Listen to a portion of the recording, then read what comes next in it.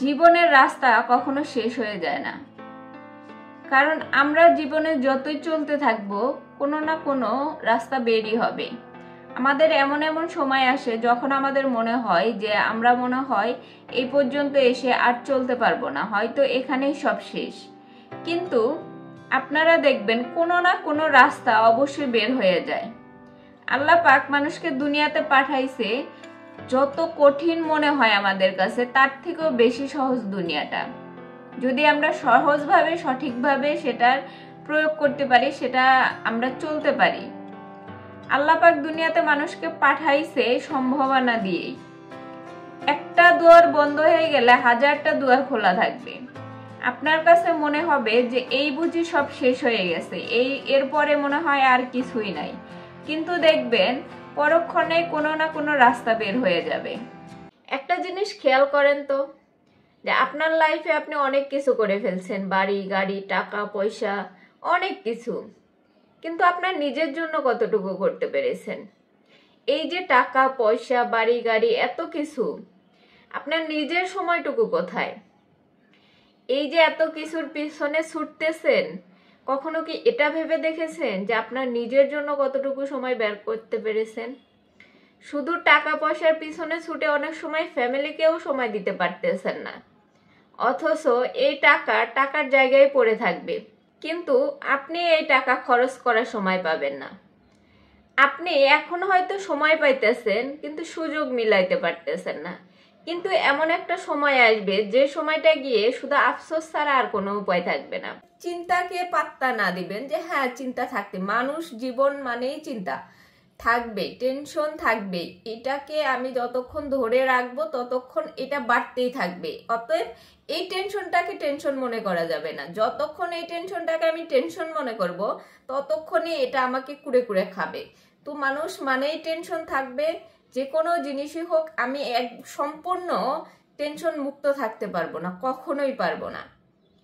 আমাকে চিন্তা করতেই হবে, যে কোনো কিছু নিয়ে চিন্তা করতে হবে। আমাকে কালকে কি খাবো সেটা নিয়ে চিন্তা করতে হবে, একটু পরে কোথায় যাব কি করব সেটা নিয়েও চিন্তা করতে হবে। আমরা চিন্তা ছাড়া কেমনে বাঁচবো? অবশ্যই আমাদের চিন্তা করতে হবে। তো এই যে চিন্তা করতে হবে করব, এইটাকে আবার ওভার থিঙ্কিং করে ফেললি, আমার এত চিন্তা কেন? মানে আমরা ওভার থিঙ্কিংটা এমন ভাবে করি যে চিন্তাটাকেও আবার চিন্তা বানিয়ে ফেলি। এই জন্যই আমাদের মেন্টালিটিটা এরকম, সবসময় ডিস্ট্রাক্ট থাকে। গীবত আসলে কোথা থেকে শুরু হয়? আপনি যখনই বেশি কথা বলতে যাবেন, যখনই মানুষের সাথে বেশি মিশতে যাবেন, তখনই দেখা যায় গীবত জিনিসটা চলে আসে বেশি। একটা জিনিস সবসময় খেয়াল রাখবেন, একটা জিনিস সবসময় মনে রাখবেন, সেটা হইতেছে আপনি যত কম পারেন কথা বলার চেষ্টা করবেন। আপনাকে কেউ কিছু জিজ্ঞেস করলে সেটার উত্তর তো অবশ্যই দেবেন, তার উপরে আরো যে বাড়তি কিছু কথা আছে সেগুলো বলা থেকে বিরত থাকবেন। কারণ আপনি যখন বেশি কথা বলতে যাবেন তখনই আপনার গীবত গাওয়ার সম্ভাবনাটা বেড়ে যায়। একটা জিনিস খেয়াল করেন, যে আপনারা যখন এক জায়গায় সবাই মিলে বসেন, বা ফ্রেন্ড সার্কেলের ভিতরে হোক বা ফ্যামিলির ভিতরে, যে কোনো জায়গায় এক জায়গায় বসার পরে কমন কিছু কথা উঠে আসে, অমুক এক নিয়ে তমুক এক নিয়ে, অমুক কি করছে তমুক কি করছে। এই কথার মাঝখানে যখন আপনি বেশি কথা বলার চেষ্টা করবেন তখন কারো না কারো বিষয় উঠে আসবে, আর এই বিষয়গুলাই হইতেছে গীবত। আপনি যত কম কথা বলবেন, যত কম পারেন তত কম কথা বলার চেষ্টা করবেন।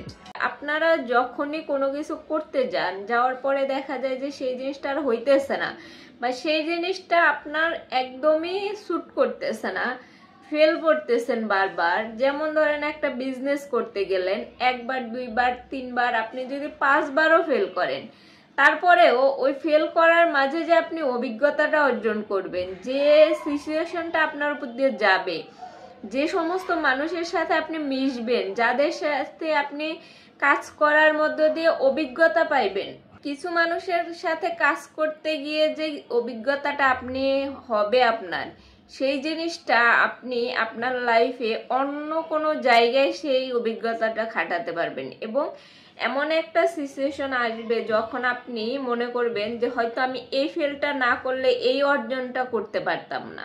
আপনি যাই করেন না কেন অন্তত মানুষের সামনে কথা বলার সময়, মানুষের সাথে মেশার সময় তার সাথে কি ব্যবহার করতেছেন সেটা অবশ্যই খেয়াল রাখবেন। কারণ আপনার ব্যবহার আপনাকেই ফিরে পেতে হবে। সেটা হোক আপনার দুর্ব্যবহারের বদলে দুর্ব্যবহার, হোক সেটা দুর্ব্যবহারের বদলে দূরত্ব। এটাই হচ্ছে সমাজের নিয়ম। আপনার নিয়তের উপর কিন্তু সবকিছুই। আপনি যেরকমটা নিয়ত করবেন ঠিক সেরকমটাই আপনার সাথে হতে থাকবে। আপনি যেরকমটা চিন্তা ভাবনা করবেন অনেকটা সেরকমটাই আপনার সাথে ঘটতে থাকবে। আপনি যখন সবসময় নেগেটিভ চিন্তা করবেন যে আপনার সাথে এটা হইতেছে, আপনার সাথে ওইটা হইতেছে, যেমন ধরেন আপনি অসুস্থ থাকেন, তো আপনি যদি সবসময় চিন্তা করেন যে আমি সবসময় অসুস্থই থাকি, বা আমি কখনো সুস্থ থাকি না, বা আমার কখনো সুস্থ হওয়ার সম্ভাবনা নেই, আমি অসুস্থই থেকে যাব, মানে এরকম চিন্তা ভাবনা যখন আপনার মাথার ভেতরে চলবে তখন দেখা যাবে আপনি সবসময় অসুস্থই থেকে যাবেন।